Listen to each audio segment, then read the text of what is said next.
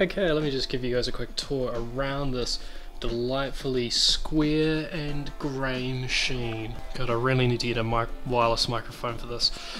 Okay, around the front, annoyingly, you have the audio jacks along with the volume rocker. You have a line out, a line in, and a microphone port, featuring some sort of Yamaha sound chip. Got a 56k modem, CD-ROM drive, and of course your card slots. You also have some sort of Kensington lock and reset. Around back we have a docking station port, printer port, VGA out, serial port, which is very handy for switches, combo PS2 port, USB 1 and infrared, exhaust fan charging, and around left side of the machine have the floppy disk port, power button there with the little protector, and a big slab for the battery.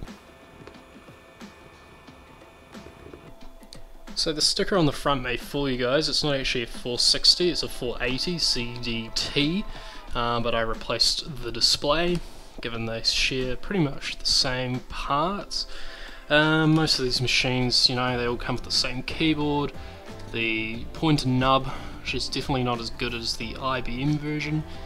This is also going sticky, the old rubber buttons, very mushy.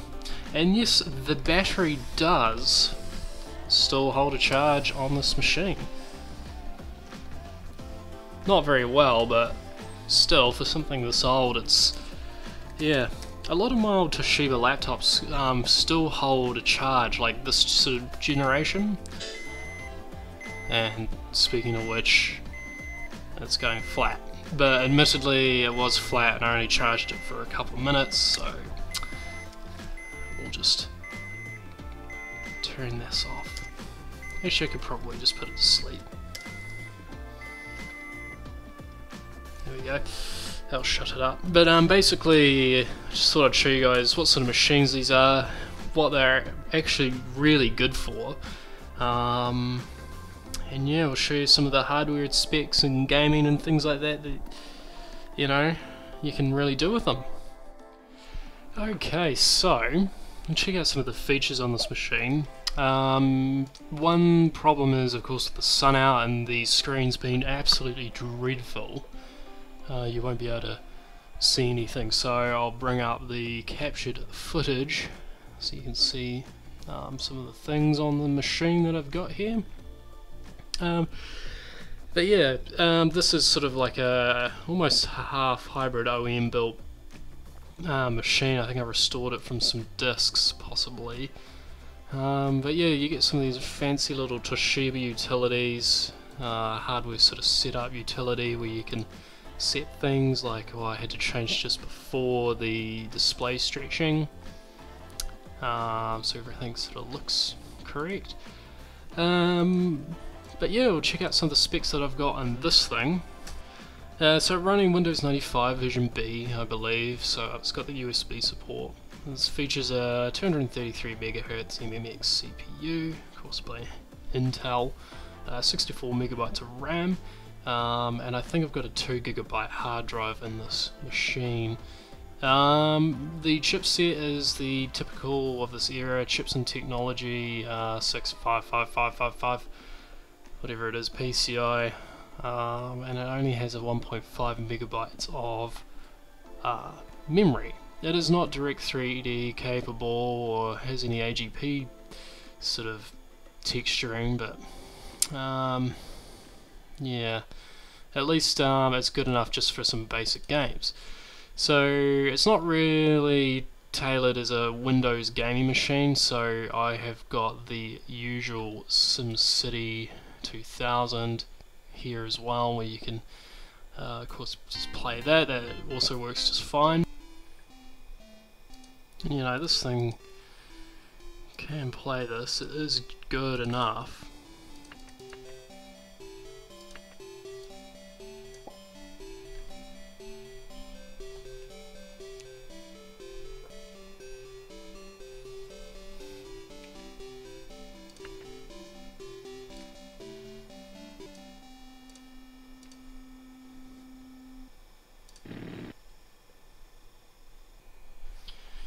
But yeah, you guys might be more interested in some of the games you can actually play. Good old classic SimCity 3000 here, and this is a 2000 to 2001 game, so yeah, I'll just load up a city here.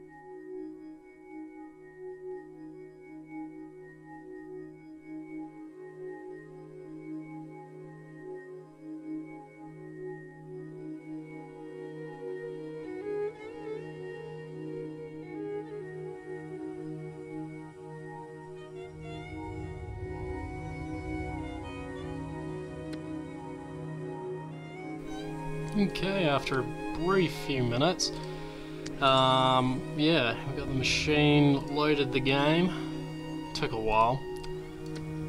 Demolish. Finish it.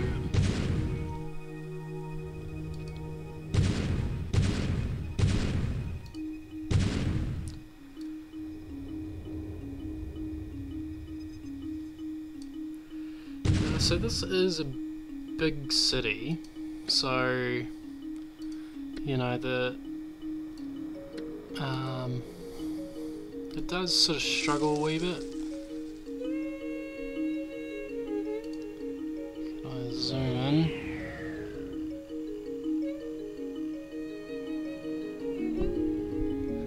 And see how long it takes to zoom in.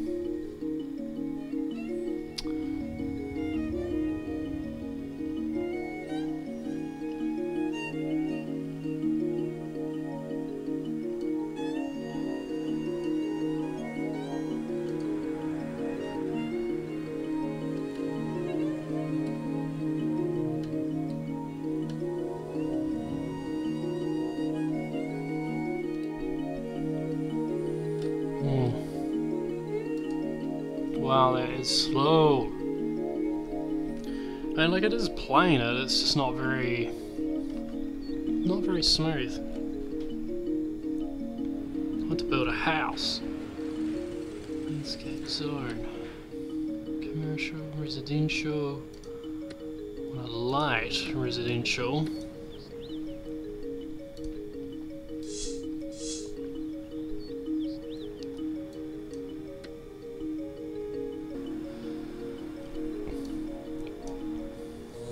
Connect it up.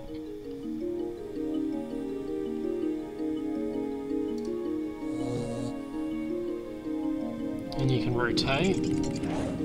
See how long it takes to rotate.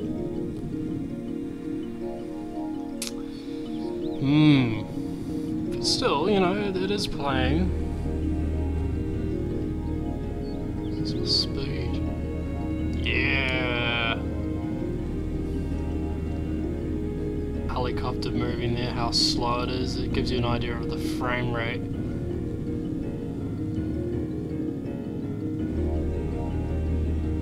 Still going. And I'm not going to rotate because this thing's not going to be able to rotate. So yeah, it's definitely pushing the limits of this machine. Definitely. So yeah, granted that is not the most, you know, usable experience. I thought what I'd do is we'll move into something that you know, this machine can actually play. And that is DOS games and very early Windows games. So things like SimCity Classic 2000 work really well. Games like Quake, Doom. Oops. Of course, one of the standout features that I forgot to tell you guys about is the sound and screen. So the screen is definitely small, but it's an active TFT display. I mean, the viewing angles aren't great, but at least it doesn't have the ghosting. And you know, once it's warmed up, it's actually not too bad.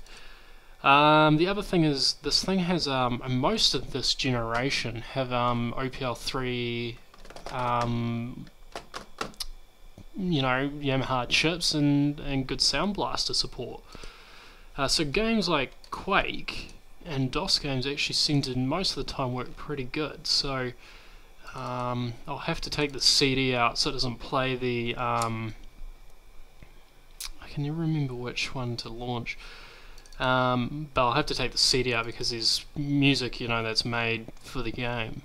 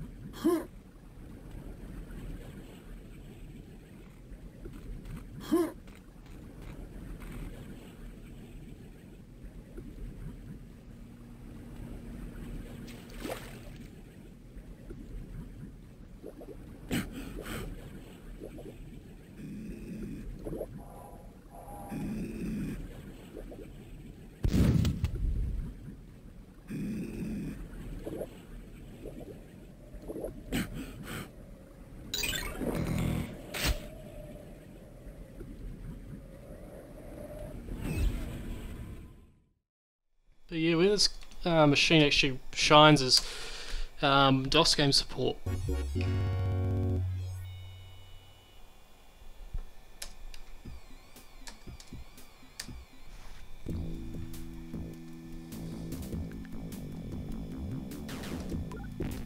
Oops.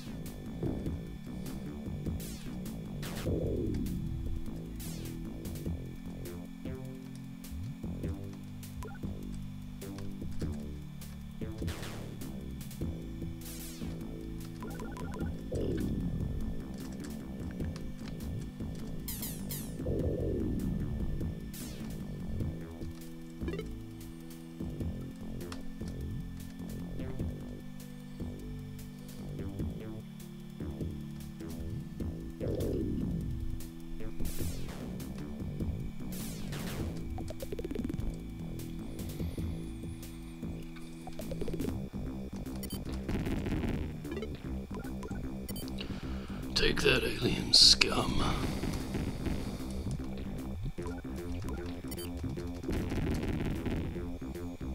Who is your daddy?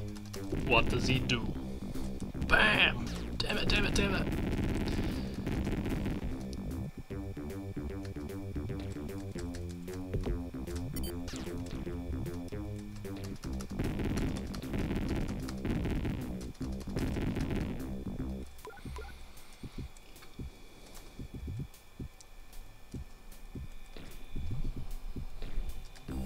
Should blow up. Good game. If you guys haven't played it, this is one of the few Apogee games I've actually played. Bomb that guy. Come to daddy.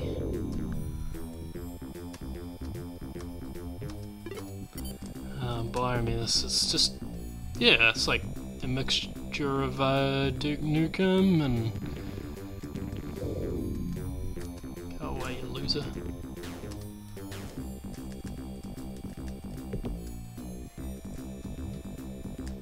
I think I need some health. But yeah, when you're done within Windows, you could just go straight out to MS-DOS mode, and Toshiba have all the drivers and everything set up when you install them to auto-load all the sound files and things you need.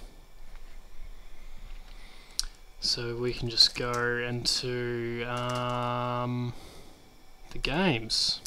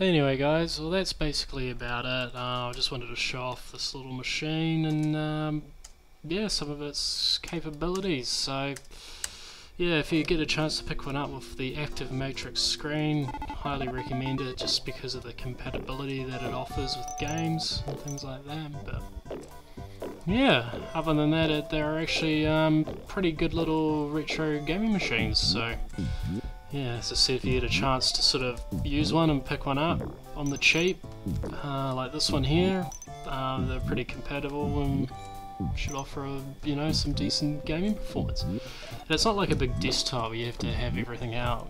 Laptops are quite convenient for that point, but yeah. Anyway, just a brief look at one of my favourite machines, and nothing too amazing, but yeah, does the job. Alright guys, that's it, and thanks for watching.